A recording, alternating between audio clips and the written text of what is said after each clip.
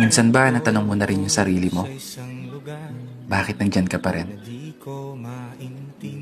Bakit nandito pa rin ako sa sitwasyon na pakiramdam ko wala pa rin akong nararating? Umuusad yung edad taon-taon. Pero bakit may kulang pa rin? Kulang na hindi ko magawang mahanap kahit paano gawin.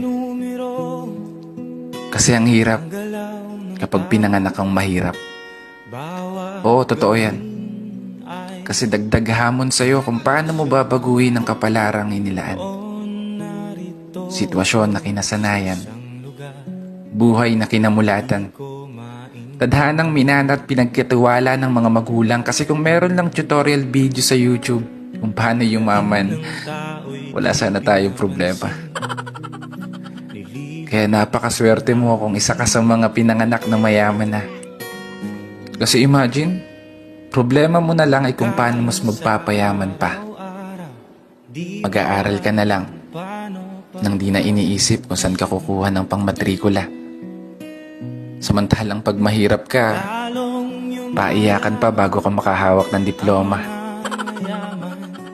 Pahirapan pa makahanap ng trabaho. Higaya ng mayaman, imamanahin kang negosyo. Sana all na lang talaga. Pero nandito na tayo. Wala nang ibang pagpipilian kundi magpatuloy at lumaban sa hamon ng buhay. Oo, di may iwasan. Mainggit sa buhay na meron ng iba. O pagdudahan ng sarili kung magagawa mo ba. Abutin yung mga bagay na naabot na nila. Masungkit ang tagumpay gamit ang mga kamay na kailan may di tumigil maniwala na makakamit mo pa. Baguhin ang takbo ng kapalaran at hayaan ng mga paa maglakbay. Kaya isang pagpupugay para sa lahat ng mga taong patuloy sumasabay sa hamon ng buhay. Narito ako sa isang lugar ng mga taong tumatakas.